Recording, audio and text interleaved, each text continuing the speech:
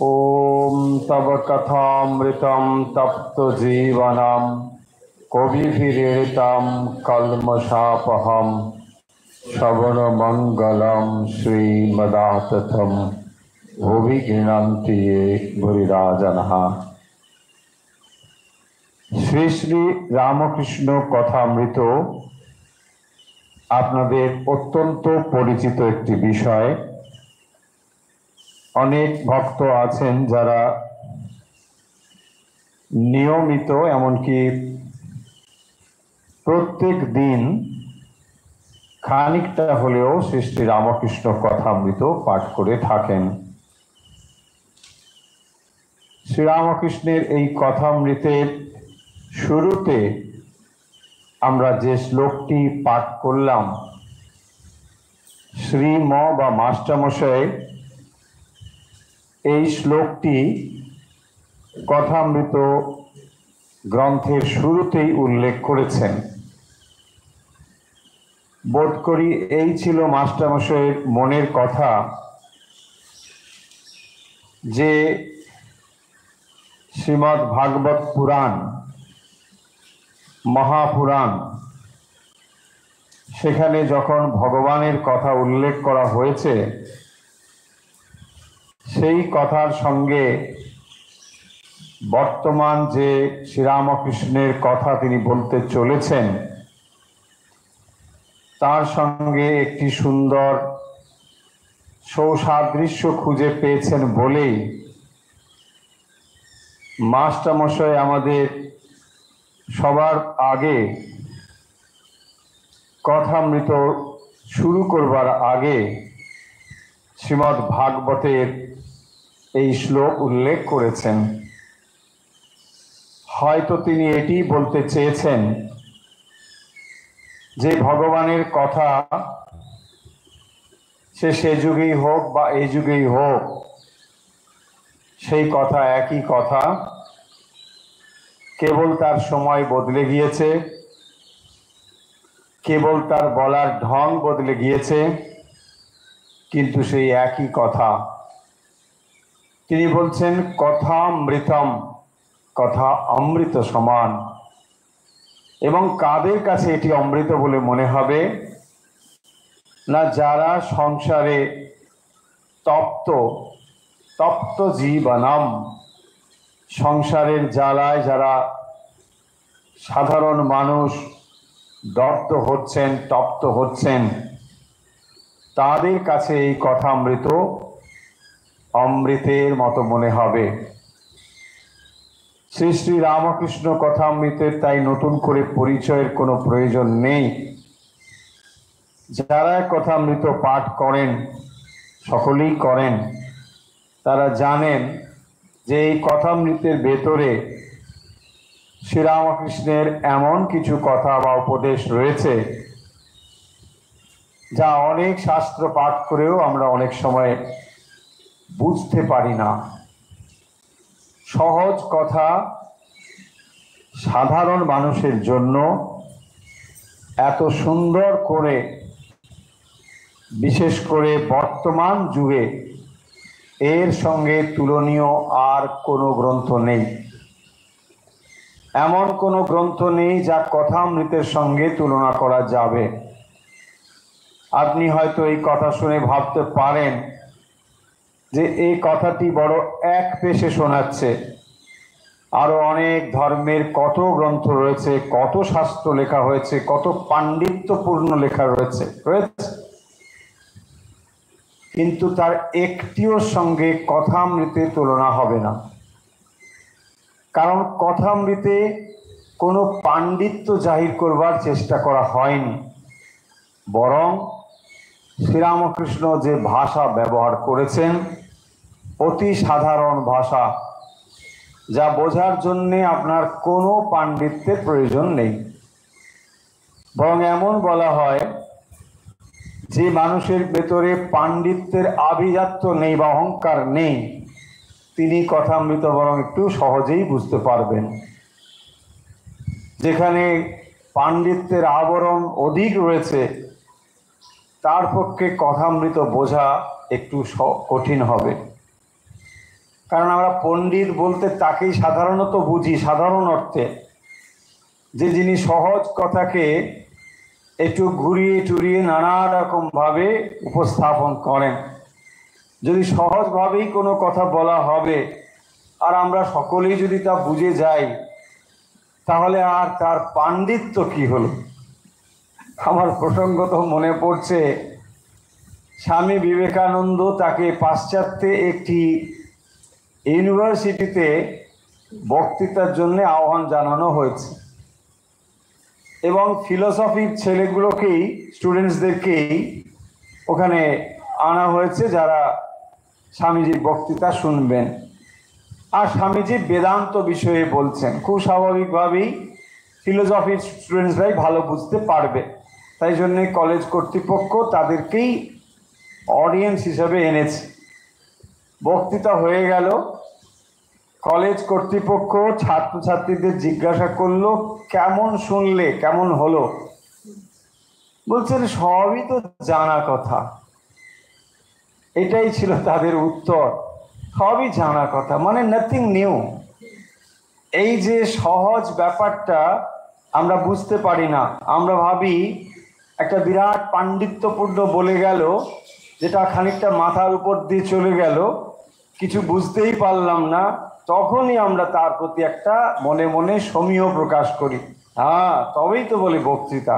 সবই যদি আমার মতন বুঝে গেলাম, তাহলে আর কিসের বক্তৃতা, পাণ্ডিত্যই বা কি? তাই কথামৃতর ভেতরে রয়েছে এই রকম সহজ একটি অ্যাপ্রোচ। তাই অনেক সময় আমাদের মনে হয় যে এ আর এমন কি ব্যাপার, এখানে একটু সংস্কৃত থাকবে, একটু বেশ এদিক ওদিক করে বর্ণনা থাকবে, খানিকটা বুঝবো খানিকটা বুঝবো না, মাথা চুলকোবো 4 বার 5 বার ডিকশনারি দেখবো, তবেই না একটা কিছু হলো। তা নাহলে সহজ কথা যখন বলে দেওয়া হয়, আমরা অনেক সময় সেটাকে নিতে পারি না। কথামৃত হলো এই বৈশিষ্ট্য। এটি শুধু শাস্ত্র নয়, এটি শাস্ত্রের নির্যাস।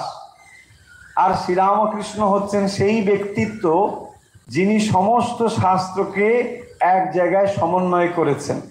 আর সমন্বয় মূর্তি শ্রীরামকৃষ্ণ যখন এই কথাগুলো বলছেন, তখন এগুলো কোনো যুক্তির কথা নয়, এগুলো সিদ্ধান্তের কথা।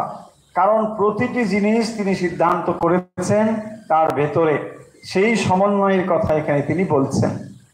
তাই কথামৃতকে সামান্য গ্রন্থ বলে যেন আমরা কখনো অবহেলা না করি। প্রত্যেক মানুষ যদি যথার্থ রূপে ধর্ম লাভের আগ্রহী হন, তিনি যে মতের যে পথের হোক না কেন, কোনো কিছু এসে যায় না, কথামৃত আপনাকে পড়তেই হবে। আপনি যদি কথামৃত শুনুন, শ্রীরামকৃষ্ণকে আপনার ব্যক্তিগতভাবে ভালো নাও লাগতে পারে, তাতে কিচ্ছু এসে যায় না, কথামৃত আপনি পড়ুন। আপনার যেমন বিলিফ সিস্টেম রয়েছে, যা রয়েছে সাধনার বিষয়, তা আপনি করুন, পাশাপাশি কথামৃত পড়ুন। কথামৃত এমন একটি গ্রন্থ, এখানে কোনো সম্প্রদায়ের বিষয় নেই, একেবারে সম্প্রদায় বিবর্জিতভাবে কথামৃত উপস্থাপন করা হয়েছে। এবং অভিনবত্ব হলো মাস্টারমশাইয়ের, যিনি কথামৃতের ভেতরে নিজের ব্যক্তিত্বকে কোনোভাবেই প্রকাশ করতে চাননি। সাধারণত আমরা দেখি যিনি যা সৃষ্টি করেন, সেই সৃষ্টির ভেতরে বা শিল্পকর্মের ভেতরে যিনি এটা করেন, তিনি কিন্তু সেখানে থাকেন। আপনি যদি রবীন্দ্রনাথের রচনাবলী পড়েন, বঙ্কিমচন্দ্রের রচনাবলী পড়েন, বা অন্য কোনো লেখকের লেখা পড়েন, দেখবেন ওই মানুষটিকেই আপনি তার লেখার ভেতরে খুঁজে পাবেন, কারণ ব্যক্তিত্বই ওই লেখার ভেতরে প্রকাশিত হয়েছে। কিন্তু এখানে মাস্টারমশাই যে কাজটি সচেতনভাবে করেছেন, তবে হেরে গেছেন বলবো, ঠিক পারেননি। কেন? তিনি ছদ্মনাম ব্যবহার করেছেন, কিন্তু পরবর্তী সময় মানুষ খুঁজে খুঁজে খুঁজে খুঁজে তাকে বার করেছে যে না, ওখানে এই মাস্টারমশাই এইরকম করে নিজেকে লুকিয়ে রেখেছেন। উদ্দেশ্য ছিল যে এই গ্রন্থ পাঠের সময় তাকে যেন কেউ না টানাটানি করে বা খোঁজে, সব সময় যেন শ্রীরামকৃষ্ণকেই খোঁজে, এইটাই ছিল তার উদ্দেশ্য। কিন্তু যাই হোক, আমরা দেখব যে এই গ্রন্থের ভেতরে সত্যি সত্যি শ্রীরামকৃষ্ণের কথাই প্রাধান্য পেয়েছে। মাস্টারমশাই শুধু করেছেন কি, কথাগুলোকে গেঁথে দিয়েছেন আমাদের আপনাদের জন্য। সেই কথামৃতই আজ আমরা পড়ব। আমরা যে অংশটি পড়ব একটু আগে বললাম, এটির তারিখ হলো 21শে জুলাই 1883। শিরোনামটি হলো খেলাত ঘোষের বাটিতে শুভাগমন, বৈষ্ণবকে শিক্ষা। এই ছিল শিরোনাম, খেলাত ঘোষের বাটিতে শুভাগমন। বেশ, দেখা যাক। আমরা জানি যে এরকম ভক্তদের বাড়িতে বিভিন্ন প্রসঙ্গে বিভিন্ন সময়ে তাকে আমন্ত্রণ জানালে তিনি যেতেন। শ্রীরামকৃষ্ণ বিভিন্ন জায়গায় গিয়েছেন। ঠাকুর শ্রীরামকৃষ্ণ খেলাত ঘোষের বাড়িতে প্রবেশ করিতেছেন, এই হচ্ছে ডেসক্রিপশন। মাস্টারমশাই যখন যে দিনের যা এন্ট্রি যখন করছেন, প্রথমে একটা ছোট্ট করে ডেসক্রিপশন দিয়েছেন। রাত 10টা হবে, দেখুন তাহলে অনেকটা রাত হয়েছে তখন, কিন্তু শ্রীরামকৃষ্ণ তখন যাচ্ছেন। বেশ, বাটি ও বাটির বৃহৎ প্রাঙ্গণ চাঁদের আলোতে আলোকময় হইয়াছে। বাটিতে প্রবেশ করিতে করিতে ঠাকুর ভাবাবিষ্ট হইয়াছেন। সঙ্গে রামলাল মাস্টার আর দু একটি ভক্ত। বৃহৎ চকমিলান বৈঠকখানা বাড়ি, দ্বিতলায় উঠিয়া বারান্দা দিয়া একবার দক্ষিণে অনেকটা গিয়া তারপর পূর্ব দিকে, আবার উত্তরাশ্র হইয়া অনেকটা আসিয়া অন্তঃপুরের দিকে যাইতে হয়।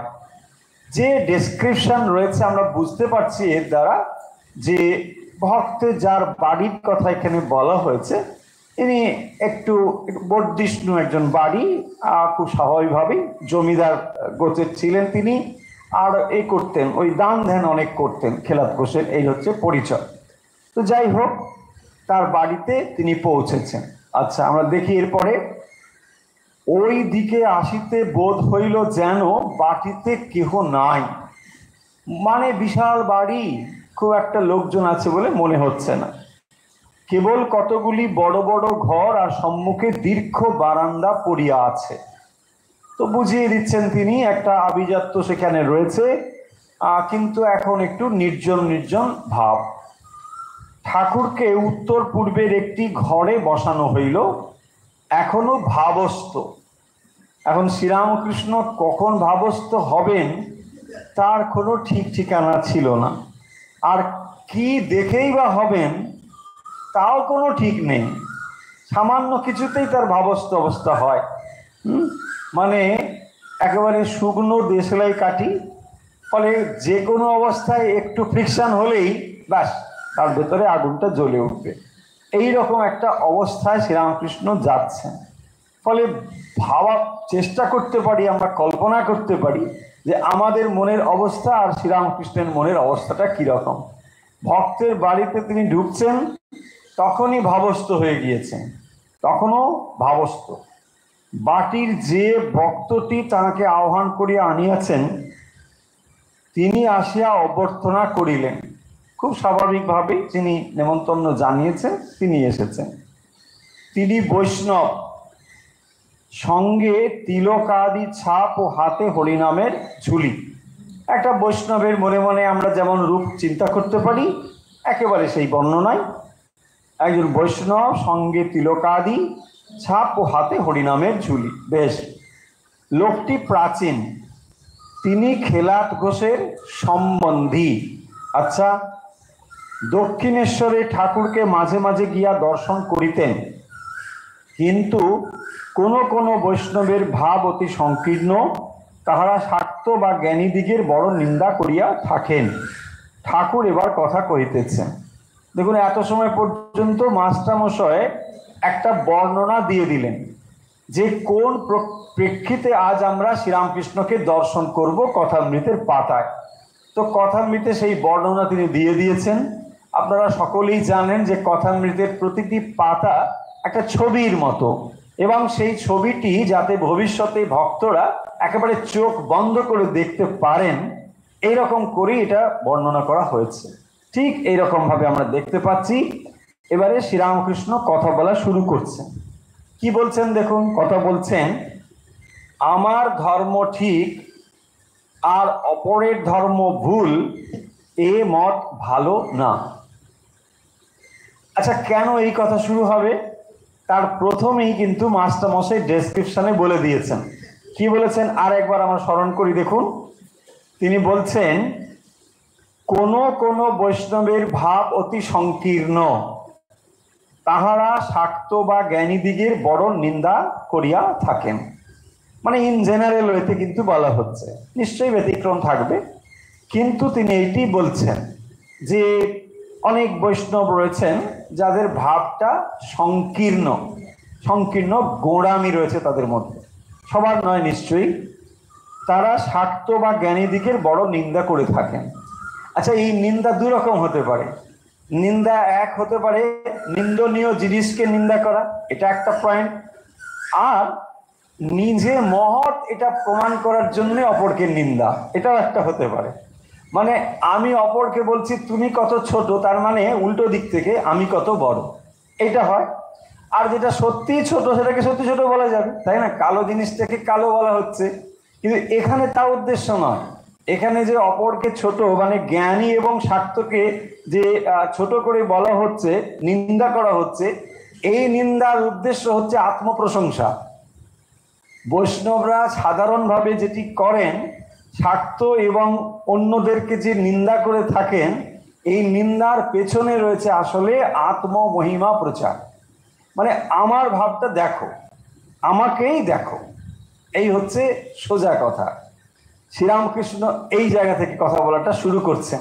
কি বলছেন দেখুন, আমার ধর্ম ঠিক আর অপরের ধর্ম ভুল, এ মত ভালো না। প্রথম সেন্টেন্স একেবারে এইটাই, যে আমার মত ঠিক আর অন্যের মত ভুল। তার মানে যখনই আমি নিন্দা করছি, তার মানে তোমারটা ভুল। কখন তো এটা বলবে না যে আমারটা ভুল তোমারটা ঠিক, এটা তো হবে না, তাই না? হ্যাঁ, নিশ্চয়ই অপরেরটা ভুল, তাহলে আমারটা ঠিক। এই যে বলছেন এই মত ভালো নয়, এটা ঠিক না।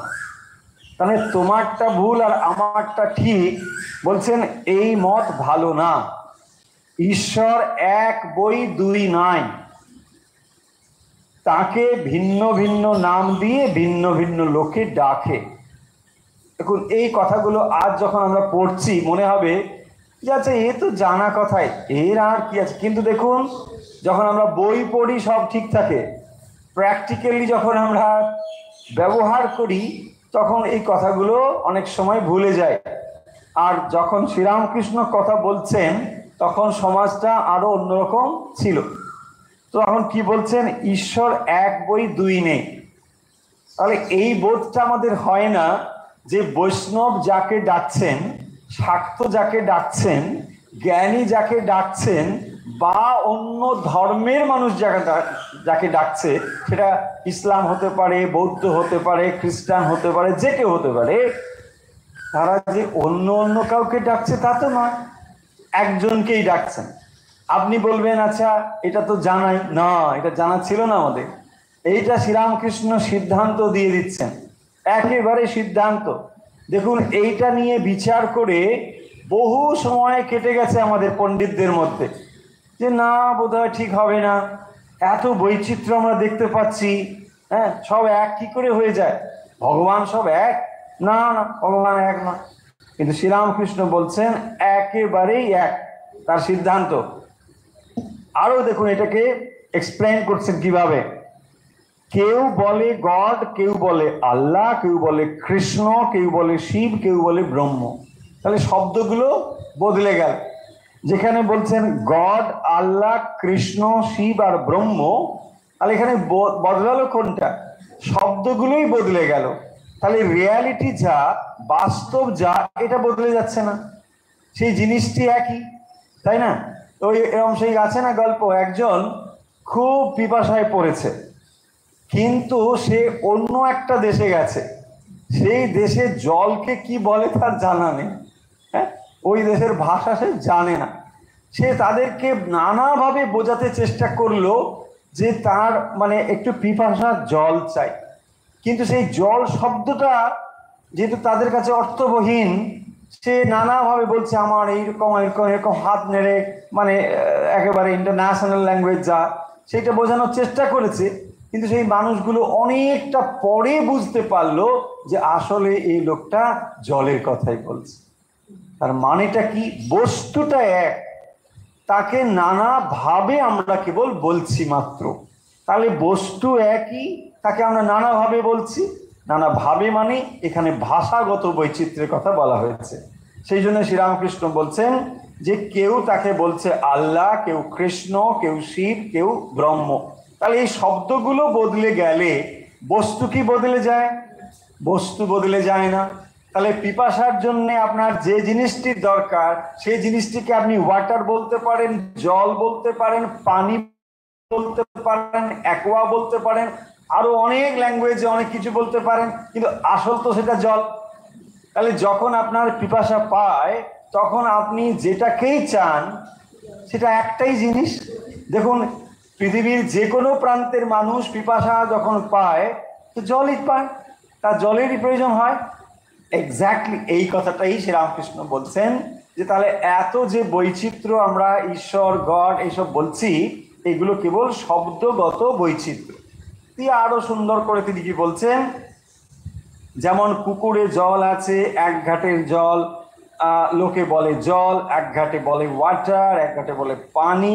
হিন্দুরা জল, খ্রিস্টানরা ওয়াটার, মুসলমানরা বলে পানি, কিন্তু বস্তু এক। দেখুন, একদম সিদ্ধান্ত শ্রীরামকৃষ্ণ দিচ্ছেন, বস্তুটা কিন্তু এক। বলছেন মত আর পথ, লিখছেন মত হাইফেন দিয়ে পথ, মত পথ মানে যত মত তত পথ। তাহলে মত আর পথ, ব্যাস, অনলি এটাই ডিফারেন্স, কিন্তু বস্তুটা কখনো তফাৎ হয়ে যাবে না। দেখুন, সূর্যের ছবি আমরা ভূপৃষ্ঠ থেকে তুললে একরকম তুলব, মহাকাশ থেকে তুললে আর এক রকম উঠবে, পৃথিবীর অন্য প্রান্ত থেকে উঠলে আর এক রকম দেখা যাবে, কিন্তু সেই সত্যকেই প্রকাশিত করছে সূর্যকে, যদিও সব ছবিগুলো আলাদা আলাদা মনে হবে। এই সত্যটা আমাদের ভেতরে জানা ছিল না বলে কত যুগ যুগ ধরে আমরা মারপিট করেছি, ঝগড়া করেছি, কত দ্বন্দ্ব করেছি, তবুও হয়তো সঠিক সিদ্ধান্তটা নিতে পারিনি। এখনো কি আমরা পেরেছি? শ্রীরামকৃষ্ণের এই সিদ্ধান্ত শোনার পরেও আমাদের মনে এখনো দেখবেন একটা অবিশ্বাস রয়েছে, বলছে না হোক, তবুও মনে হয় একটা কিছু ডিফারেন্স আছে, তাই না? বৌদ্ধের ভগবান খ্রিস্টানের ভগবান কি এক হবে? এক বোধহয় হবে না, একটা কিছু তফাৎ নিশ্চয়ই থাকবে, তাই? দেখুন, আপনি সমস্ত কনক্লুশন শুনবার পরেও আমাদের এই বৈচিত্র্য বলে মনে হয়, তাই না? এক একটি ধর্মের এক একটি পথ। দেখুন, আরেকটু যদি এই বিষয়ে আমরা চর্চা করি, কেন এই তফাৎগুলো মনে হয়। যেমন আমরা একটু আগে সূর্যের কথা বললাম, দেখুন সূর্যেরও অবস্থানগত ভেদ আছে। সকালের সূর্য দেখে একরকম অনুভব হয়, দুপুরের সূর্যের একরকম অনুভব, বা আপনি অপরাহ্নের সূর্য, সায়াহ্নের সূর্য একরকম অনুভব হয়। তাহলে তখনই আমরা কি ভাবছি, তাহলে এটা সব কি একই জিনিস? না, আলাদা, কিন্তু একই তো জিনিস। তাহলে প্রকাশের তারতম্য কিন্তু মানা হচ্ছে, ফলে প্রকাশের তারতম্য থাকলেও বস্তু কিন্তু এক। ঠিক এই জিনিসটি শ্রীরামকৃষ্ণ বলছেন যে এক একটি ধর্মের মত, এক একটি পথ ঈশ্বরের দিকে লয়ে যায়। তাহলে ধর্মগুলোকে কি বলা হচ্ছে? পথ। দেখুন, ধর্ম আর ধর্ম পথ। তাহলে আমরা যে ধর্ম নিয়ে এত বেশি ভাবি, আমার ধর্ম বড়, তোমার ধর্ম বড়, তাহলে কোন ধর্মকে আমরা বড় বলবো? না, যে ধর্ম সত্যের কাছে পৌঁছে দেয়। দেখুন, সোজা কথা, খুব সিম্পল কথা, এর জন্য বিরাট বুদ্ধি টুদ্ধি দরকার তা নেই। তার মানে ধর্ম মানে হচ্ছে ধর্মপথ, এটা সত্যের দিকে নিয়ে যায়, রিয়ালিটির দিকে পৌঁছে দেয়, তবেই তো এর একটা পথ আমরা মানবো। তা নাহলে এর কি পথ আছে? আপনি দক্ষিণেশ্বরে যাবেন, তো দক্ষিণেশ্বরে যাবার জন্য অনেকগুলো পথ আছে। পথ মানে মিনস, তাহলে গোলটা আলাদা, মিনসটা আলাদা। তাহলে গোলটা যদি আপনার ঠিকঠাক থাকে আর এই মিনসগুলো আপনি যদি মেনে নেন, ব্যাস, তাহলে তো হয়ে গেল, ঠিক জায়গায় পৌঁছবেন। আর যে মিনস আপনাকে গোলে পৌঁছে দিতে পারে না, সেটা মিনসই নয়। এইখান থেকে যদি আমরা দেখি, তাহলে ধর্মগুলো মানে হচ্ছে ধর্মপথ। কতগুলো নিয়ম মানাই ধর্ম নয়, যদি না তা সত্যে পৌঁছে দেয়। তাহলে আসল এইখানেই আমরা দেখব, কোষ্ঠীপাতকটা এখানেই, বিচারটা এখানেই, যে এটি আমাকে সত্যের কাছে পৌঁছে দেয় কি না। যদি সত্যের কাছে পৌঁছে দেয়, এটাই পথ, শ্রীরামকৃষ্ণ সেটাই বলছেন, ঈশ্বরের দিকে লয়ে যায়। যেমন নদী নানা দিক থেকে এসে সাগর সঙ্গমে মিলিত হয়, হ্যাঁ, নদী যখন চারিদিক থেকে এসে সমুদ্রে মিলিত হচ্ছে, এইটি বলছেন। এই কথা শ্রীরামকৃষ্ণ একেবারে বসেই ওই বাড়িতে গিয়ে প্রথমে এতগুলো কথা বলে দিচ্ছেন। তার মানে তোমার ভেতরে বা তোমাদের ভেতরে যে গোঁড়ামিটা রয়েছে, নিজেরটা ভালো অপরেরটা খারাপ, এইটা করো না। তাহলে ধর্ম কিসের জন্যে? ধর্ম হচ্ছে সত্যকে জানার জন্যে। তুমি যদি যে পথ দিয়ে সত্যকে জানতে পারো, এটাই ঠিকঠাক। তুমি কি করে সিদ্ধান্ত করতে পারো যে অপরেরটা ভুল আমারটা ঠিক? খুব র্যাশনাল ওয়েতে চিন্তা করুন, কোনো বায়াসনেসের দরকার নেই যে আপনাকে নির্দিষ্ট একটা ভাবের দিকে আমরা চালিত করছি, একদম না। আপনি খুব র্যাশনাল ওয়েতে, খুব যুক্তি বিচার দিয়ে ভেবে দেখুন, যদি আপনিও পথে হাঁটছেন আর একজন মানুষ ও পথে হাঁটছেন, দুজনেরই যদি গন্তব্য অজ্ঞাত থাকে, তাহলে আপনার কি অধিকার আছে অপর মানুষটিকে বলবার যে তুমি ভাই ভুল পথে যাচ্ছ? খুব র্যাশনাল ওয়েতে চিন্তা করুন। দুজনেই আমরা হাঁটছি, আমিও জানি না তুমিও জানো না, ধরে নিচ্ছি। তাই যদি হয় তাহলে দুজনেই ভাই চলছি, চলো, তুমিও চলছো আমিও চলছি। তাহলে আমিও যদি পথিক তুমিও যদি পথিক, আমার কি অধিকার আছে যে গন্তব্যে তোমারটা ভুল আমারটা ঠিক এ কথা বলবার? আর যদি তুমি সত্য জেনে থাকো তাহলে তো তুমি এ কথা বলতেই পারো না। তার মানে দেখুন, যখন আপনি আপনার পথে যথেষ্ট শ্রদ্ধাশীল নন, কেবল তখনই আপনি এই কথাগুলো বলতে থাকেন যে আমারটা ঠিক তোমারটা ভুল। তোমারটা যে ঠিক তার প্রমাণ দাও। তুমি সত্য লাভ করেছো কি যে না করিনি? যদি না করে থাকো বেশি কথা বলো কেন? চুপ করে বসে থাকো, তাই না? দেখুন, এই হচ্ছে আমাদের এই ব্যাপার নিয়ে একেবারে কি না কি চলছে। এইটি শ্রীরামকৃষ্ণ খুব সহজভাবে সমাধান করে দিচ্ছেন। আরো কথা বলছেন, দেখুন, বেদ পুরাণ তন্ত্রে প্রতিপাদ্য একই সচ্চিদানন্দ। আচ্ছা, এবারে ধর্মপথ থেকে ধর্মশাস্ত্রে আসছেন। দেখুন, প্রথমে তিনি ধর্ম মতগুলোকে বলে দিলেন। ধর্ম মতগুলোর মধ্যে ভিন্নতা রয়েছে, কিন্তু সেই ধর্ম মতগুলো একই সত্যের দিকে যদি নিয়ে যায়, তাহলে এগুলোতে তুমি ছোট আর বড় বলো কি করে? যে পথ দিয়ে আমি সত্যের কাছে পৌঁছতে পারি সেটাই আমার কাছে পথ। যে যার রুচি অনুযায়ী যায়, কেউ ট্যাক্সি করে যায়, কেউ অটো করে, কেউ টোটো করে, কেউ নদী করে, কেউ হেঁটে যায়, যে যেমন ভাবে যায়, যার যা ভালো লাগে, যার যা রুচি, যার যা অবস্থা। যেমন বেদ পুরাণ তন্ত্রে, তারপরে পরে বলছেন যে বেদ পুরাণ তন্ত্রে প্রতিপাদ্য একই সচ্চিদানন্দ। দেখুন, এখানে তিনটে জিনিস প্রধান প্রধান উল্লেখ করা হলো। তাহলে একটা বেদ, পুরাণ আর তন্ত্র। বেদকে আমরা কি বলি? আমরা বলি সমস্ত শাস্ত্রের একেবারে উৎস হচ্ছেন বেদ। বেদ থেকে সমস্ত শাস্ত্র জ্ঞান আমাদের কাছে এসেছে। বেশ, তারপরে বলছেন পুরাণ আর তন্ত্র। তাহলে বেদের যা প্রতিপাদ্য, মানে বেদ যা বলতে চায়, সেও কিন্তু সেই সচ্চিদানন্দ, অর্থাৎ সেই ঈশ্বরকেই বলতে চায়। আবার পুরাণও যা বলতে চায় সেও সেই ঈশ্বর, তন্ত্র যা বলতে চায় সেও সেই ঈশ্বর। শ্রীরামকৃষ্ণ এটি বলছেন। এমন নয় যে তাহলে বেদ আর এক জিনিসের কথা বলে, পুরাণ অন্য জিনিসের কথা বলে, বা তন্ত্র আর এক জিনিসের কথা বলে, তা নয়। এই সমস্তই একই প্রতিপাদ্য বিষয়, এবং সেটি হচ্ছে সচ্চিদানন্দ। বেদে সচ্চিদানন্দ ব্রহ্ম। তাহলে বেদে শব্দগত তফাৎ কি হলো না, সেই সচ্চিদানন্দকে এখানে ব্রহ্ম শব্দে বলা হয়েছে, সেটি হচ্ছে ব্রহ্ম, সচ্চিদানন্দ ব্রহ্ম। পুরাণে সচ্চিদানন্দ কৃষ্ণ, রাম প্রভৃতি।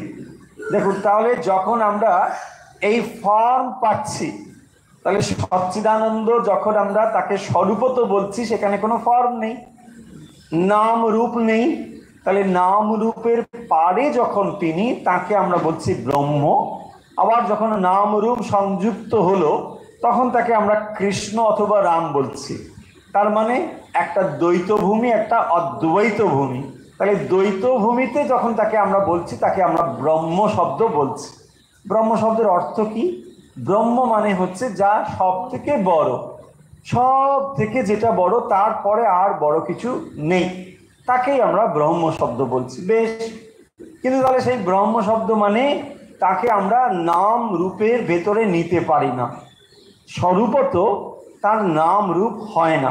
কেন হয় না? আমরা বহুবার বলেছি, বহু প্রসঙ্গে। দেখুন, নাম তখনই হবে যে জিনিসটা ছোট হবে, যে জিনিসটা সীমিত হবে। অসীম অনন্তের কখনো নাম হতে পারে না।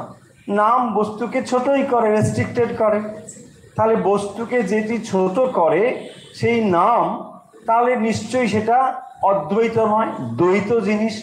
এই যে দ্বৈত ভূমিতে, সেটি পুরাণের মধ্যে আমরা পাব। তাহলে বেদগুলোতে যে সচ্চিদানন্দ ব্রহ্মের কথা বলা হয়েছে, এইটা আমরা সকলে গ্রহণ করবার উপযুক্ত নই। সেই কারণের জন্যেই পরবর্তী সময়ে পুরাণ আদি শাস্ত্র রচিত হয়েছে। কেন না, এখানে পুরাণগুলোতে মূলত দেখবেন এখানে দ্বৈত ভাব স্থাপন করা হয়েছে। এখানে দ্বৈত ভাব, তিনি কৃষ্ণ, তিনি কালী, তিনি ইত্যাদি, এইরকম ফর্ম যদি এসে যায় আমাদের পক্ষে বুঝতে সুবিধা হবে। পুরাণগুলোতে আমরা এইরকমই জিনিসটি পাব। সেই জন্য শ্রীরামকৃষ্ণ বলছেন, পুরাণেও সচ্চিদানন্দ কৃষ্ণ রাম প্রভৃতি, তন্ত্রেও সচ্চিদানন্দ শিব, আর সচ্চিদানন্দ ব্রহ্ম কৃষ্ণ, সচ্চিদানন্দ শিব। তাহলে একটা বেদ, পুরাণ আর তন্ত্র, সেখানে সেই উদ্দেশ্যই হচ্ছে সচ্চিদানন্দ, কিন্তু শব্দগত তফাৎ। এক জায়গায় বলছি ব্রহ্ম, অন্যত্র কৃষ্ণ, অন্যত্র শিব।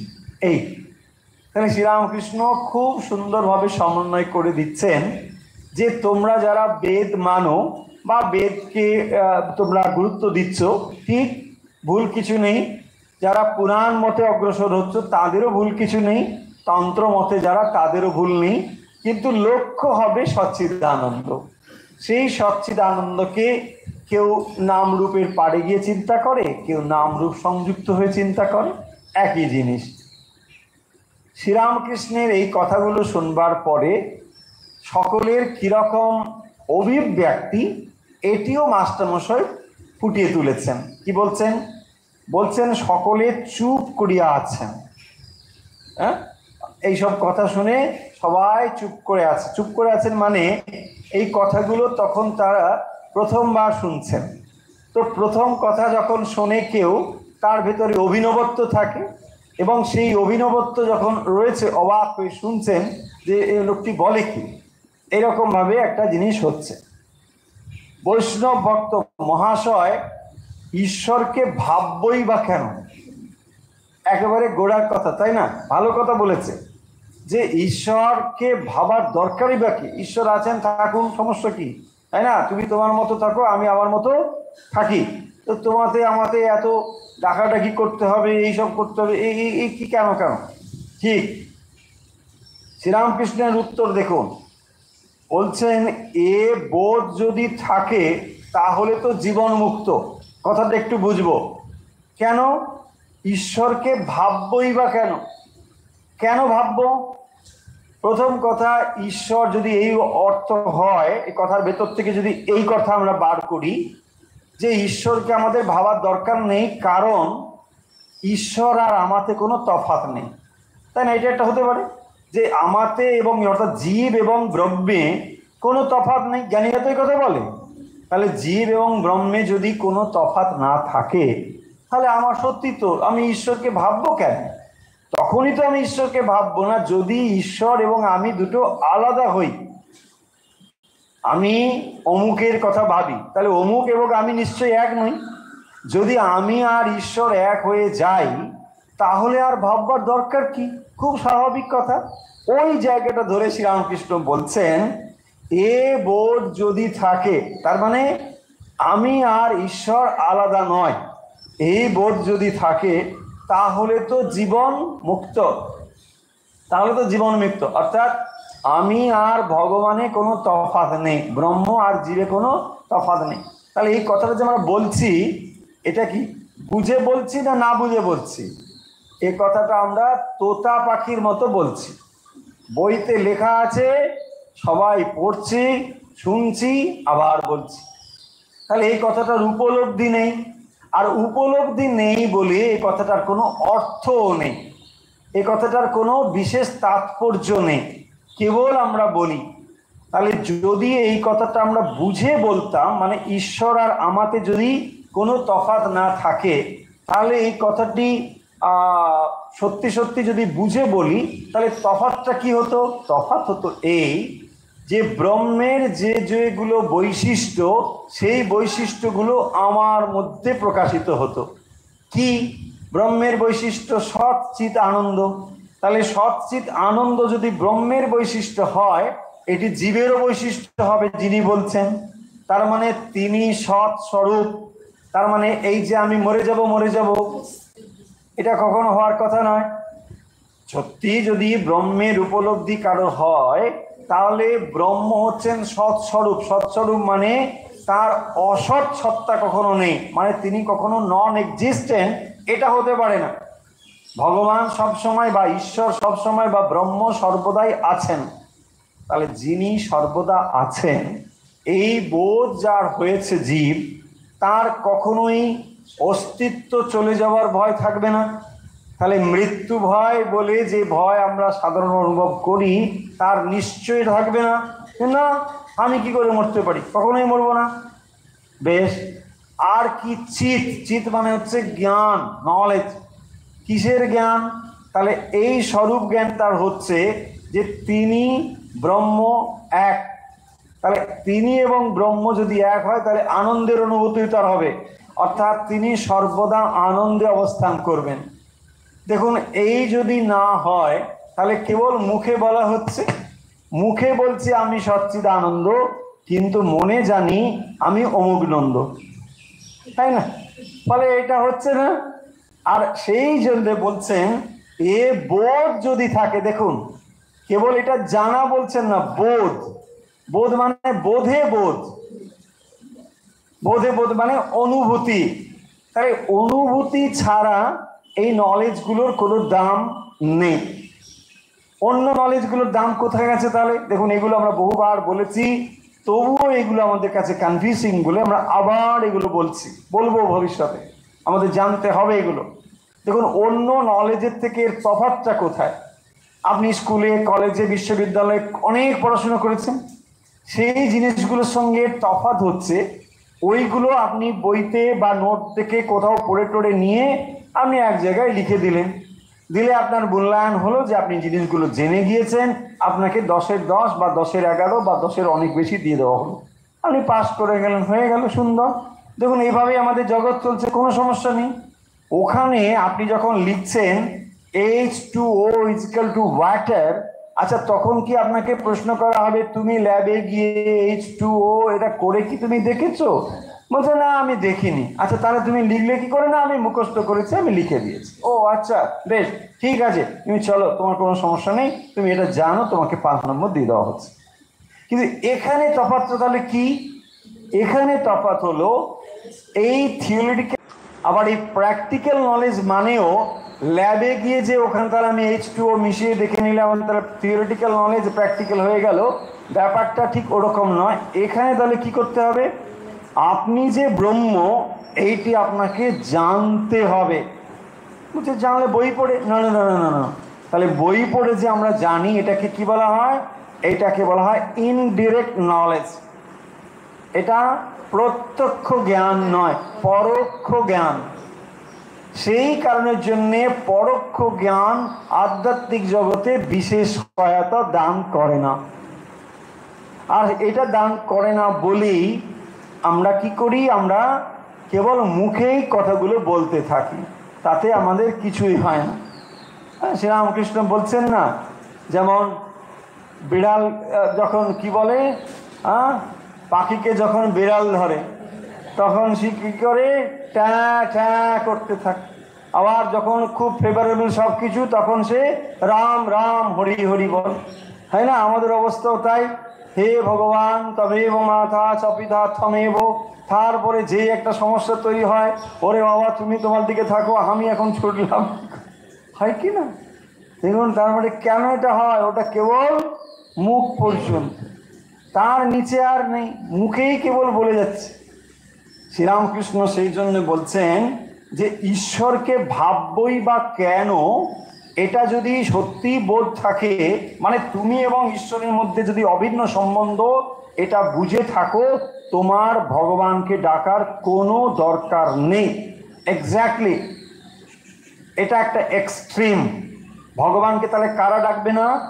যারা ভগবানের সঙ্গে সম্বন্ধ একেবারে চিরকালীন এটা বোধ করেছেন। দরকার নেই, তারা ধরতে ডাকবেন কেন? তাকে ডাকার প্রয়োজন নেই।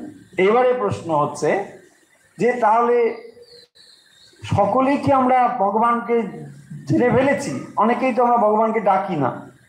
যারা ভগবানকে ডাকে না তারা সকলেই কি তাহলে এটা জেনে ফেলেছে? না, তা নয়। এটি বলছেন দেখুন, কিন্তু সকলের এটি বিশ্বাস নেই। তাহলে সকলের এই বিশ্বাস নেই, কেবল মুখে আমরা বলি, মানে সুবিধাজনক অবস্থায় হলে তখন আমরা বলি। সেইটি বলছেন বিশ্বাস নেই, কেবল মুখে বলে ঈশ্বর আছেন, তার ইচ্ছায় এ সমস্ত হচ্ছে, বিষয়ীরা শুনে রাখে, বিশ্বাস করে না। তাহলে কি বলছেন? ঈশ্বর আছেন, তার ইচ্ছায় এ সমস্ত হচ্ছে, বিষয়েরা শুনে রাখে, বিশ্বাস করে না। তাহলে ভগবানে কারা বিশ্বাস করবে না? না, যারা এইরকম ভাবে জানে যে ভগবানের সঙ্গে তাদের কোনো তফাৎ নেই, তাদের আর ডাকার দরকার নেই। কিন্তু বাকিদের যেখানে অহং বৃত্তি রয়েছে, অর্থাৎ ঈশ্বর থেকে আমি আলাদা, এই বোধ যাদের রয়েছে, তাদের ঈশ্বরকে ডাকতেই হবে। এখন প্রশ্ন হবে যে ঈশ্বরকে ডাকা মানে কি? ঈশ্বরকে আমি ডাকবো কেন? সত্যিই তো, যদি ঈশ্বরকে আমার মনে হয় একজন ব্যক্তি, তাহলে তাকে ডাকার আমার কি প্রয়োজন? ঈশ্বরকে আমার কোনো প্রয়োজন নেই। প্রশ্ন হচ্ছে ঈশ্বরকে ডাকার এই জন্যে প্রয়োজন। শ্রীরামকৃষ্ণ এখানে কথা বলবেন, আমরা পড়বো। তার আগে দুটো একটা কথা আমরা একটু বলে নিই। অনেকের এরকম ধারণা যে সত্যিই তো আমরা কেন ঈশ্বরকে ডাকবো? আমি আমার মতো পড়াশুনো করেছি, আমি আমার মতো চাকরি করি, আমার মতো খাই দাই, আমি আনন্দে থাকি, এখানে ঈশ্বরের জায়গাটি কোথায়? প্রশ্ন আসতে পারে। আমি যদি ঈশ্বরকে না ডাকি তাহলে আমার অসুবিধে কোথায়? আমার সমাজে প্রতিপত্তির কোনো সমস্যা আছে? কিছু নেই। আমি নিজে অর্থ উপার্জন করলাম, আমি সবই করতে পারি, কোনো সমস্যা আছে? কিচ্ছু নেই। সত্যিই কিছু নেই, কোনো সমস্যা নেই। কিন্তু সমস্যা আছে। কোথায় আছে দেখুন। আপনি যেমনই করুন না কেন, যা কিছু করুন না কেন, এই জায়গাগুলো থেকে আপনি কিছুতেই মুক্ত হতে পারবেন না। সেটা হচ্ছে ঈশ্বরের যা প্রপার্টি, মানে যাকে আমরা ঈশ্বরের বৈশিষ্ট্য বলি, সেইটি আপনার ভেতরে না থাকার কারণে আপনি এই জগতের যত বড়ই হন না কেন, মৃত্যু ভয় আপনার থাকবে। ওয়াই না, এইটি হচ্ছে যে ব্রহ্ম বা ঈশ্বর আমরা বলছি, তার ভেতরে এই বৈশিষ্ট্য আছে। তিনি হচ্ছেন সৎ স্বরূপ, চৈতন্য স্বরূপ, আনন্দ স্বরূপ। আর জীবের মধ্যে এইগুলো প্রতিফলিত হয়ে রয়েছে, কিন্তু সে সেটাকে জানে না। সেইটা সে জানে না বলে যে সৎচিৎ আনন্দের অনুভব সে করছে, জীব নিজেকে অনুভব করছে আমি তো আছি, ঠিক, আর আমি তো আনন্দের অনুভব করি, বস্তু পেলে আমি আনন্দ হই, ঠিকই। কিন্তু এই যে আনন্দের অনুভব, এগুলো হচ্ছে সমস্ত ধার করা আনন্দের অনুভব। আর সত্যি সত্যি সেই আনন্দের অনুভব যার ভেতরে পূর্ণভাবে রয়েছেন তাকে বলে ঈশ্বর। আচ্ছা, একটু সহজ করে যদি একটা এক্সাম্পল নিয়ে বুঝি তাহলে জিনিসটা আরো সহজ হয়ে যাবে। ধরুন, চাঁদ যদি নিজেকে মনে করতে শুরু করে যে আমার সূর্যের কি প্রয়োজন, আমি তো নিজেই আলো দিচ্ছি, সবাই আমার পুজো করছে, কি সুন্দর, আমি যখন উঠি সবাই চন্দ্র বন্দনা করছে, কি সুন্দর, আমি তো একদম ঠিকঠাক, সূর্যের আমার এখানে কি প্রয়োজন আছে? এই কথাটা যেমন শোনায়, একজন জীব যদি বলে আমার ঈশ্বরের কি প্রয়োজন আছে, কেন ঈশ্বরকে ডাকবো, এটাও ঠিক ওই রকমই শোনায়। তার মানে আমরা যে আলোকিত বলে মনে করছি, আমরা যে সব কিছু পারি বলে মনে করছি, এটি একমাত্র ওই সূর্যের আলোকে যেমন চন্দ্র আলোকিত হয়েছে, ঠিক ওই রকম আলোকের দ্বারাই আমরা আলোকিত মনে করছি। এবারে ভেবে দেখুন, যদি ধার করা আলোতে আমরা আলোকিত হই, তাহলে সে আলোর কি মর্যাদা আছে? তার মানে সত্য স্বরূপ যেটি রয়েছে সেইটিকে না জানা পর্যন্ত জীব কখনোই আনন্দ স্বরূপ হয়ে উঠতে পারে না। যতই এই জড়জগতে যতই খ্যাতি, যতই অর্থ, যতই কিছু লাভ করুন না কেন, জীব কখনোই ওই অবস্থায় পৌঁছতে পারবে না যদি না সে ঈশ্বরকে জানে। এখন প্রশ্ন হবে, ঈশ্বরকে জানা মানে সেটা কি? তার অনেক রকম ব্যাপার ব্যাখ্যা রয়েছে। সেটা সচ্চিদানন্দ স্বরূপ তিনি ঈশ্বর মানে কি রাম, ঈশ্বর মানে কি হরি, ঈশ্বর মানে কি কৃষ্ণ, এটা আলাদা ব্যাপার হতে পারে, কিন্তু তাকে যে কোনোভাবে সেই জায়গায় পৌঁছতে হবে বা তাকে জানতে হবে। শ্রীরামকৃষ্ণ এটাকে বলেছেন যে বেদে সচ্চিদানন্দ ব্রহ্ম বলা হয়েছে, তন্ত্রে তাকেই সচ্চিদানন্দ শিব বলা হয়েছে, পুরাণে তাকেই সচ্চিদানন্দ রাম অথবা কৃষ্ণ বলা হয়েছে। ফলে একই জিনিসই বলা হয়েছে, কিন্তু নামে তফাৎ থাকবে। এবারে বলছেন বিষয়ীর ঈশ্বর কেমন, এই বিষয়ে চলে গেলেন। হ্যাঁ, এই মানে যে প্রসঙ্গ চলছে এখন সেটা এখানে যাচ্ছে। অনেকে দেখবেন এই প্রসঙ্গে প্রশ্ন করে যে আচ্ছা, এক তো ঈশ্বর আছে কিনা এটা একটা হলো, ঈশ্বর আছে কিনা এর সহজ উত্তর হলো আপনি আছেন কিনা। যদি মনে করেন আপনি আছেন তাহলে এর সহজ উত্তর হচ্ছে ভগবান আছেন। কিরকম কিরকম? ধরুন আপনি একটি আয়নাতে মুখ দেখছেন। আচ্ছা, আয়নাতে যে মুখটি দেখছেন এই মুখটি আছে? বলছে হ্যাঁ আছে। কতক্ষণ আছে? যত সময় আপনার মুখ আছে। আপনার মুখ যদি না থাকে আয়নায় মুখ আছে? বলছে আয়নায় মুখ নেই। মুশকিল হচ্ছে কি, আমরা এই দুটো জিনিস যত সহজে অনুভব করতে পারি, কারণ দুটো জিনিসকে আমরা একই প্ল্যাটফর্মে দেখতে পাচ্ছি, ঠিক একই রকমভাবে দুটোকে একসঙ্গে দেখতে পাচ্ছি না বলে আমরা এটা বুঝতেই পারছি না যে এটা রিফ্লেক্টেড কিছু একটা। ওই যে দর্পণের ভেতরে মুখটাকে দেখছি, দেখেই ভাবছি যে এটা তো স্বাভাবিক ব্যাপার, ওই একটা সত্য স্বরূপ যে এখানে রিফ্লেক্টেড হয়েছে এ বোধটা আর হচ্ছে না। সেই জন্যে আমাদের এই অবস্থা হয়, আমরা বুঝতেই পারি না। আবার অনেকে বলেন যে আচ্ছা, পুনর্জন্ম কি আছে? আমাদের কি আবার জন্মগ্রহণ করতে হবে? দেখুন, এই প্রশ্নগুলো মানুষের যখন একটু বয়স টয়স বেড়ে টেড়ে যায় তখন এই প্রশ্নগুলো না ঘুরে ফিরে আসে। চায়ের কাপ হাতে নিয়ে বিকেলে সন্ধেবেলায় একটু একা হলে পরে একটু উদাস দার্শনিক দার্শনিক ভাব হয়। তো তখন হয় মানে আচ্ছা কি হবে, সত্যি কি আবার জীবন আছে, আবার কে আসতে হবে? দেখুন, খুব লজিক্যালি ভাবুন, কোনো আপনাকে বায়াসনেস দেওয়ার হচ্ছেই না, খুব লজিক্যালি ভাবুন। একটা কিছু না থেকে জগতে কিছু একটা হয়েছে, কখন কিছু একটা নেই, হঠাৎ করে কিছু একটা হয়ে গেল, এটা কি করে হবে? আবার দেখুন, যখন আমরা এই জগতে অনেকে মারা যাচ্ছে, কারণ নিজের মৃত্যুর অনুভব তো নিজে করতে পারছি না, অপরের মৃত্যুর অনুভব করতে পারছি। অপর মানুষ যখন মৃত্যুবরণ করে তখন আমরা কি দেখি? একটা মানুষ ছিল, তারপরে নেই হয়ে গেল। আচ্ছা, এই যে নেই হয়ে গেল, তার শরীরটা কোথায় গেল? তার শরীরটা এই পঞ্চভূতের শরীরের সঙ্গে মিশে গেল, ঠিক এটা আমরা বুঝতে পারি। তাহলে এই শরীরটা যখন মিশে গেল, সবই তো চলে গেল, তার জলটা জল অংশে, পৃথিবীটা পৃথিবী অংশে সবই চলে গেল, বায়ু বায়ু অংশে চলে গেল। তাহলে থাকে কি? আর কি থাকে? কিছু একটা তো থাকে। দেখুন, ম্যাটারের সঙ্গে মানে এনার্জি রিলেটেড আছে, তাই না? হ্যাঁ, বিজ্ঞান এটা প্রমাণ করে দিয়েছে, E=mc²। সকলে আমরা এই কথাটা জানি, নিশ্চয়ই জানি। তো যখনই এনার্জি এবং ম্যাটার এটার সঙ্গে একটা ভালো রিলেশন রয়েছে, তাহলে বস্তুগুলো যখন বস্তুগুলোর সঙ্গে চলে গেল, তাহলে একটা তো একটা কম্বিনেশন ছিল, সবগুলো একসঙ্গে তো সমন্বয় ঘটেছিল। এই সমন্বয় সর্বত্রই আছে পৃথিবীর। তার মানে এই বস্তুটার ভেতরেই পঞ্চভূত আছে, এইটার ভেতরেও আছে, সব কিছুর মধ্যেই পাঁচটি আছে। তখন পাঁচটি যখন পাঁচটা এলিমেন্টে মিশে গেল, তখন এখানের যে এনার্জি জিনিসটি করে কোথায় যাবে? সেই এনার্জিটাও থেকে যায়।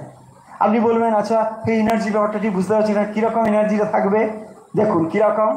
তাহলে আমরা শরীরের অস্তিত্বের ওপরে একটা মনের অস্তিত্ব ভাবতে পারি, নিশ্চয়ই সকলে ভাবতে পারি। আচ্ছা, এই মনের অস্তিত্বগুলো নিশ্চয়ই এই জড়জগতের বস্তুগুলোর সঙ্গে একটা টেনশন তৈরি করে, এটা আমরা বুঝতে পারি। কীরকম বুঝতে পারি? দেখুন, সারফেসের সঙ্গে কোনো বস্তু যখন থাকে সারফেস টেনশন বলে, নিশ্চয়ই আমরা জানি কেন এই বস্তুটা লেগে আছে, একটা সারফেস টেনশন আছে। তাহলে এই বস্তুর সঙ্গে আপনি কেন এই দেহটায় আছেন, এটাও একটা এনার্জি টেনশন আছে এখানে। সেই এনার্জি টেনশনটা কি? এনার্জি টেনশনটা হচ্ছে অ্যাটাচমেন্ট। তার মানে যখনই আপনি এই বস্তুগুলোর সঙ্গে বা সম্পর্কের সঙ্গে যে কোনোভাবে অ্যাটাচমেন্ট আছেন, ওটাই তৈরি করছে এনার্জি, এবং ওটাই আপনাকে আবার নতুন করে শরীর ধারণের জন্যে জাগরিত করে দেয়। তখন আপনি আবার জেগে ওঠেন। তো এই জিনিসটা যে রয়েছে, আমরা এটা অনেকে মানতে চাই না। আমরা বলি না না, এটা কি করে হবে? একটা কিছু না থেকে একটা কিছু কি হতে পারে? তাহলে এই শরীর ধারণটা যে হচ্ছে, তারও একটা নিশ্চয়ই কার্যকারণ সম্পর্ক আছে। দেখুন, খুব লজিক্যালি যদি সায়েন্টিফিক্যালি চিন্তা করেন, তাহলে এটা কার্য, শরীরটা কার্য না কারণ? কার্য। তাহলে এই কার্যের একটা কারণ থাকতে হবে। তাহলে কারণ ছাড়া কখনোই কার্য হবে না, কখনো হতে পারে না। ঠিক একই রকম ভাবে এটাকে প্রমাণ করা যাবে, একদম লজিক্যালি প্রমাণ করা যাবে যে এর একটা কারণ আছে। এমনি এমনি ঘটছে না যে জাস্ট একটা ঘটছে, মানে কোনো কারণ নেই, এটা এরকম হচ্ছে না। প্রত্যেকটি জিনিসের একটি কার্যকারণ সম্পর্ক রয়েছে, এবং সেই কার্যকারণ সম্পর্কটি আপনাকে আবার কিছুটা সময় পরে শরীর ধারণের দিকে নিয়ে যায়। চিত্ত নির্মাণ বলে, চিত্ত নির্মাণ। মানে ওই ম্যানিফেস্টেশনের জন্য ওটা আবার রেডি হচ্ছে। যে টেনশনগুলো ছিল, সেই এনার্জি লেভেলগুলো আস্তে আস্তে আস্তে আস্তে এক জায়গায় এসে আপনার পরবর্তী পিতা, পরবর্তী মাতা, পরবর্তী অবস্থা তৈরি করছে। এইভাবে এটা চলে আসছে। শ্রীরামকৃষ্ণ কি বলছেন এবারে দেখুন। বলছেন, বিষয়ীর ঈশ্বর কেমন জানো? খুড়ি জেঠির কোদল শুনে ছেলেরা যেমন ঝগড়া করতে বসে, আমার ঈশ্বর আছে সেরকম। কি বলছেন তাহলে? বিষয়ীর ঈশ্বর কেমন? বিষয় কাকে বলে? মানে শ্রীরামকৃষ্ণ বলছেন না, বিষয়ী তার বিষয়ের প্রতি যে টান আকর্ষণ। তাহলে বিষয়ীর ঈশ্বর জ্ঞান কেমন, ঈশ্বর সম্বন্ধে তার ধারণা কিরকম? খুড়ি জেঠির কোদল শুনে ছেলেরা যেমন ঝগড়া করতে করতে বলে, আমার ঈশ্বর আছেন। তার মানে ওই কথার কথা মাত্র, আর তার কোনো বিশেষ তাৎপর্য নিয়ে আসে না, এইটা বলছেন। সবাই কি তাকে ধরতে পারে? তিনি ভালো লোক করেছেন, মন্দ লোক করেছেন, ভক্ত করেছেন, অভক্ত করেছেন, বিশ্বাসী করেছেন, অবিশ্বাসী করেছেন। তার লীলার ভিতর কত বিচিত্রতা, তার শক্তি কোনখানে বেশি প্রকাশ, কোনখানে কম। সূর্যের আলো মৃত্তিকায় জলে বেশি প্রকাশ, আবার জল অপেক্ষা দর্পণে বেশি প্রকাশ। তার মানে কি বলছেন? যে তাহলে এই যে তারতম্য, কি করে এটা হলো? সবাইকে তাকে ধরতে পারে, তিনি ভালো লোক করেছেন, মন্দ লোক করেছেন। তার মানে মন্দ ভালো, এটা তাহলে কিসের তারতম্যে? প্রকাশের তারতম্যে। দেখুন, ঈশ্বরের কোনো তারতম্য হচ্ছে না, প্রকাশের তারতম্যে, আধারের তারতম্যে। তাহলে এই সূর্যালোক পাথরের উপর পড়ছে, সূর্যালোক জলের উপরে পড়ছে, দর্পণেও পড়ছে। তাহলে এক একটা রিফ্লেক্টার অনুযায়ী রিফ্লেকশনে পরিবর্তন হচ্ছে। ঠিক একই রকম ভাবে মানুষের ভেতরে একরকম প্রকাশ, পশুতে একরকম প্রকাশ, গাছে একরকম প্রকাশ, অন্যত্র অন্যরকম প্রকাশ। এইটি বলছেন বিশ্বাসীতে একরকম, অবিশ্বাসীতে একরকম, কোনখানে কম। সূর্যের আলো মৃত্তিকার চেয়ে জলে বেশি প্রকাশ, মাটিতে পড়লে সেটা অ্যাবজর্ব করে যায়। আবার বলছে জল অপেক্ষা দর্পণে বেশি প্রকাশ। আবার ভক্তদের বেশি থাক, উত্তম ভক্ত, মধ্যম ভক্ত, অধম ভক্ত, গীতাতে এসব আছে। তাহলে ভক্তেরও তারতম্য আছে। কিরকম কিরকম? বিশ্বাসের তারতম্য অনুযায়ী, আবার তার গুণ অনুযায়ী। সেখানে সত্য, রজ, তম রয়েছে। তা যার ভেতরে সাত্ত্বিক ভাব বেশি, তার সাত্ত্বিক প্রকাশটা বেশি হবে। ভক্তের মধ্যে সত্য, রজ, তমের যে তারতম্য রয়েছে, সেই অনুযায়ী সেখানে তার ভাব, তার ঈশ্বর, তার প্রকাশ তারতম্য ঘটে গেল। দেখুন, আজকে তাহলে পড়া আমরা সামাপ করে দেবো। আমরা যে জিনিসগুলো আজকে খুব সুন্দরভাবে এখানে পেলাম, সেগুলো হচ্ছে কোন প্রসঙ্গে এলো? প্রসঙ্গ এলো যে তোমার ধর্ম ভালো আর অন্যের ধর্মের নিন্দা করা এটা ঠিক নয়। তিনি এই কথাটা বলছেন। এখানে ধর্ম মানে ধর্ম মত বা পথ, এই কথাটি। তাহলে ধর্ম মানে হচ্ছে ধর্ম মত বা পথ। তাহলে পথ বা মত কাকে বলে? যেটা আমাকে ডেস্টিনেশনের দিকে নিয়ে যায়। মানে গোল নয়, এটা মিনস, এটা উপায়। লক্ষ্য কিন্তু আলাদা। আমার লক্ষ্য হচ্ছে মানে ভগবান লাভ, আর এগুলো হলো পথ। তাহলে এই পথ নিয়ে আমরা মারামারি করছি, এ বলছি আমারটা ভালো তোমারটা খারাপ, এই তো চলছে। হ্যাঁ, রুচিনাং বৈচিত্রাৎ ঋজু কুটিল না না পথে জুসাম। দেখুন, ঋজু কুটিল ওই শব্দটুকু ওখানে রয়েছে। মানে কখনো তো বলবে না যে আমারটা রিজু, আমারটা কুটিল আর তোমারটা রিজু, এটা তো বলবে না। ওই রিজু কুটিল, রিজু কুটিল মানে আমারটা রিজু তোমারটা কুটিল, তাই না? শিবমহিম স্তোত্রে বলা হচ্ছে, দেখবেন সব সময় এই রয়েছে। এই যে সমালোচনাটা শ্রীরামকৃষ্ণ বলছেন, কেন এই সমালোচনা? তাহলে যখনই পথ বলছো, তার মানে পথের মধ্যে যেমনই বৈচিত্র্য থাক, সত্য এক হবে। এক্সাম্পল দিয়ে বলা হয়, একটা বৃত্ত, বৃত্তের কেন্দ্রে যদি আমরা সকলে পৌঁছতে চাই, তাহলে পরিধি থেকে তার দূরত্ব সবসময় একই হবে। কিন্তু পরিধির মধ্যে পারস্পরিক দূরত্ব তফাৎ থাকতে পারে, এবং তা হয়ও। তাতে কি এসে যায়? যখন আমরা সত্যে গিয়ে পৌঁছবো সেটাই হবে। তাই বলছেন শ্রীরামকৃষ্ণ যে তোমরা কেন এত বিবাদ করো, এটা করো না। তাহলে সেই সচ্চিদানন্দকেই তো সবাই ডাকছেন। তারপরে বলছেন শাস্ত্রে, অর্থাৎ কোন শাস্ত্র? বেদ, পুরাণ, তন্ত্র। বেদের মধ্যেও সেই সচ্চিদানন্দকেই বলা হয়েছে, পুরাণেও বলা হয়েছে, তন্ত্রেও বলা হয়েছে। ফলে এইগুলোর মধ্যে কোনো তফাৎ নেই। তারপর তিনি এক্সাম্পল দিয়ে ওয়াটার, জল, পানি ইত্যাদি দিয়ে বুঝিয়ে দিয়েছেন। তারপরে শ্রীরামকৃষ্ণ কি বলেছেন? যে ঈশ্বরকে ভাববই বা কেন, তাই না? ঈশ্বরকে ভাবার দরকার কি? ঈশ্বরকে ডাকবো কেন? কেন ঈশ্বরকে ডাকবো? বলছেন, যদি এটা সত্যি বুঝে থাকো বা বুঝে বলো, তাহলে তো তুমি জীবন মুক্ত। যদি বলো যে ঈশ্বরকে কেন ডাকবো, তার মানে ঈশ্বর আর আমাতে কোনো তফাৎ নেই, যদি এটা বুঝে বলো, তাহলে তুমি জীবন মুক্ত। জীবন মুক্ত মানে জীবিত অবস্থায় মুক্ত, তাকে বলে জীবন মুক্ত। দুই রকম মুক্তি হয়, একটা জীবন মুক্ত, আরেকটি হচ্ছে বিদেহ মুক্ত। তো এই যে জীবন মুক্ত, অর্থাৎ তুমি জীবিত অবস্থাতেই সম্পূর্ণ মুক্ত হয়ে গেছো, কারণ তোমার আর কোনো সীমাবদ্ধতা নেই, তুমি সেই সচ্চিদানন্দ ব্রহ্মকে জেনেছ। আর বলছেন, এটা যদি না হয়, অর্থাৎ বিশ্বাস নেই, কেবল মুখে বলে, তাহলে মুখে আমরা কেবল বলছি যে ঈশ্বরকে ডাকার দরকার নেই, তার মানে তফাৎটা রয়েছে। আমি এবং ঈশ্বর এই তফাৎ রয়েছে, তবু মুখে বলছি তাকে আমি ডাকবো না। কেন ডাকছি না? আমরা জানি না বলে ডাকছি না। তার মানে আমরা সত্যের কেবল একটা দিককে দেখে আমরা ভাবছি ঈশ্বর না হলেও বোধহয় আমাদের চলে যায়। এটা বুঝতে পারছি না যে ঈশ্বর না হলে আমি নেই। আমি যে কথা বলি, আমি যে হাত নাড়ি, যা কিছু করি, চিন্তা করি, এ সমস্ত ঈশ্বরের শক্তিতেই হয়। এই বোধ আমার নেই বলেই আমরা ভাবি যে ঈশ্বরের কোনো প্রয়োজন নেই।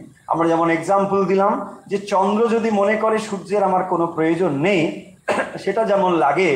আর মানুষ যদি বলে ঈশ্বরের আমার কোনো প্রয়োজন নেই, এটাও ঠিক একই রকম কথা। দর্পণে যখন আমরা প্রতিবিম্ব দেখি, সেই প্রতিবিম্ব সত্য প্রতিবিম্ব, সত্য স্বরূপ রয়েছে বলেই তার প্রতিবিম্ব কেবল সম্ভব। তাহলে যখনই আমরা দেখছি এই বিশ্ব ব্রহ্মাণ্ডই হচ্ছে সেই ঈশ্বরের প্রতিবিম্ব, সেই ঈশ্বর এখানে প্রতিবিম্বিত হয়ে আছেন নানা আধারে, এই বোধগুলো সম্পূর্ণভাবে আমাদের কাছে নেই বলেই আমরা বুঝতে পারি না, বলে আমরা ভাবি ভগবান ছাড়াই আমাদের চলে যাবে। ভগবান ছাড়া আমাদের এক মুহূর্ত চলবে না, এটা আমাদের জানতে হবে। সেই কথাই শ্রীরামকৃষ্ণ এখানে বলছেন। আবার তিনি বলছেন যে ভক্তের মধ্যে এইসব নানা রকম থাক রয়েছে, এই কথা তিনি বলেছেন। তাহলে আজকের আমরা কথামৃত পাঠ এখানেই শেষ করছি।